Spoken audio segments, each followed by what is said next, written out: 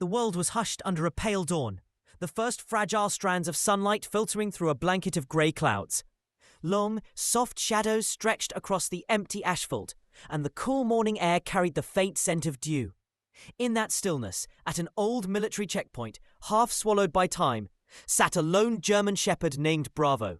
His once sleek sand-coloured coat was matted with dust. His ears rose like sentinels, and his deep eyes brimmed with a calm, unwavering patience. He neither barked nor wandered. He merely fixed his gaze on the far end of the road, as though expecting the world to arrive from that single point. What or who kept him rooted day after day? Bravo had stood sentinel there for 4 long years, surviving blistering summers that scorched his fur, bone-chilling winters that stiffened his muscles, and storm clouds that drummed rain onto the deserted asphalt. Townsfolk brought him scraps of food and bowls of water, but he never touched a morsel until they'd left. Some tried to coax him into their cars, only to watch him leap free and race back to his post, as if pulled by an unseen tether. He was no ordinary stray, and nobody could explain why his loyalty held him fast to that lonely stretch of road. What promise lay unbroken in his steadfast watch?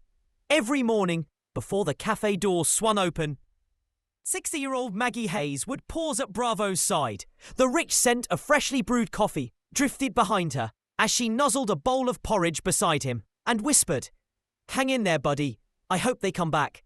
She'd seen him through seasons of change, his coat growing rough, his frame thinning, yet his eyes never betrayed doubt. That spark of hope touched her heart each dawn.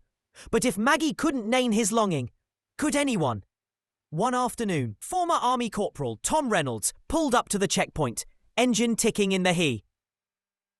With veteran instincts honed by years of service, he had to know as that dog needed rescue. He eased open the car door, but in an instant, Bravo bounded back to his post with military precision, turning only a flicker of acknowledgement at Tom before returning to his silent vigil. "He's not lost," Tom muttered to himself, wiping sweat from his brow. "He's doing what he believes is right." Yet what code guided this dog's heart on one of his routine drives through town? 34-year-old investigative journalist Ethan Carter spotted the familiar silhouette. His engine purred to a stop as he snapped a photo, but the still image felt hollow. He needed context, a story that moved beyond an isolated snapshot. The next moment found him slipping into Maggie's cafe, the warmth of pastries wrapping around him like a welcome cloak. "Let me guess," Maggie teased, pouring coffee into a chipped mug. "You'll hear about our 4-year sentinel." He nodded, meeting her knowing smile. "Where did he come from?" "No one knows," she sighed. "He just appeared one morning and stayed." Ethan stared out the window at Bravo's rigid form. What secrets lay hidden in those unwavering eyes? Back in his car, Ethan's mind buzzed with possibility. He fired up his laptop, keywords clattering under his fingers. Missing military dog, canine handler, abandoned service canine. Article after article appeared, but none matched Bravo's tale. Then, buried in a neglected folder of military records, he found it. A report from 4 years ago documenting a highly trained German shepherd named Bravo, who vanished during a rescue mission ambushed by an explosion. His handler, Captain Daniel Cole, had been critically wounded and whisked away in the chaos, while Bravo, separated by smoke and gunfire, had disappeared. Bravo hadn't run. He'd returned to the only place he knew and waited. Pause. What kind of bond does that? As the sun dipped low, Ethan set up his phone for a live broadcast just outside the checkpoint. Golden light spilled over Bravo's dusty coat, and Ethan's voice trembled with awe.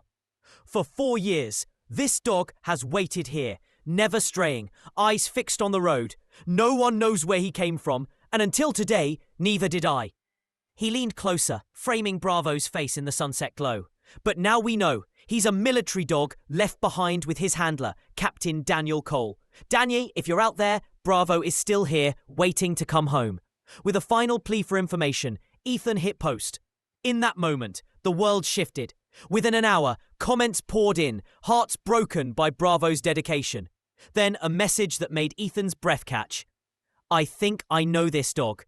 My brother had a canine named Bravo, but he thought he lost him years ago." The sender, Emma Cole. Ethan's pulse quickened. "Is your brother Daniel?" he texted. Moments passed before her reply. "Yes, but he's not the same." He's been grieving, believing Bravo died in that mission. Heavy with emotion, Ethan tapped out a response. Can I connect you two? Emma hesitated, then offered Daniel's number. Would Daniel dare to hope after so long? Ethan's phone rang late that night. Daniel's voice, low and rough, answered, "This is Captain Cole." Ethan swallowed hard. "Captain, I'm not here to write an article. I'm here to tell you that Bravo is alive, and he's waiting for you." A long silence crackled down the line. Finally, Daniel's voice trembled. "That can't be real." Ethan pressed gently. "Come see for yourself. I'll send the address." Would Daniel find the courage to believe? 10 hours later, as dawn crept in again, a battered pickup rumbled onto the quiet road. Emma led the way, nerves taut, while Daniel sat rigid beside her. Ethan stood by Bravo, heart hammering. The checkpoint was unchanged, but the air crackled with anticipation. The dog lifted his head, ears pivoting at the distant engine's growl. Daniel climbed out, uncertain. What would happen when he stepped into Bravo's world? Daniel moved forward, each footfall a question. Bravo remained statuesque, as though time itself had etched him into the asphalt. But when Daniel murmured, "It's me, buddy," the soldier in Bravo broke. He lunged, a blur of fur and emotion, pressing his trembling body into Daniel's chest. Daniel stumbled but caught himself, burying his face in Bravo's dusty coat. "I'm so sorry," he whispered, voice cracking. "I thought you were gone." The dog whined, tail thumping like a drum, and for a moment, the world narrowed to that embrace. Could this reunion heal 4 years of waiting? The drive home was hushed, punctuated only by the soft jostle of the truck and the rhythmic rise of Bravo's chest as he rested his head on Daniel's lap. Each bump made him shift, but never to search the road ahead.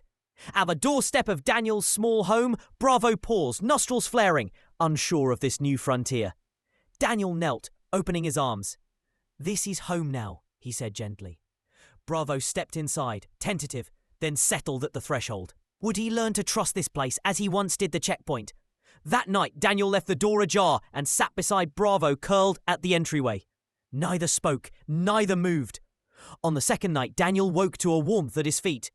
There lay Bravo, curled at the foot of the bed, finally willing to sleep indoors. Daniel smiled, tears glinting in the moonlight. Had they both found their way home at last? Bravo's journey reminds us that true loyalty isn't a task. It's a promise etched into the soul. He didn't wait because he was ordered to. He waited because Daniel was his purpose. And Daniel, lost in the chaos of war, rediscovered his worth in Bravo's unwavering faith. Not every story delivers a miracle, but some stories prove that love transcends time, that loyalty never wavers, and that home is only a heartbeat away. If you believe in second chances, share Bravo's story and keep an eye on the horizon. Perhaps somewhere another Bravo still waits for his miracle.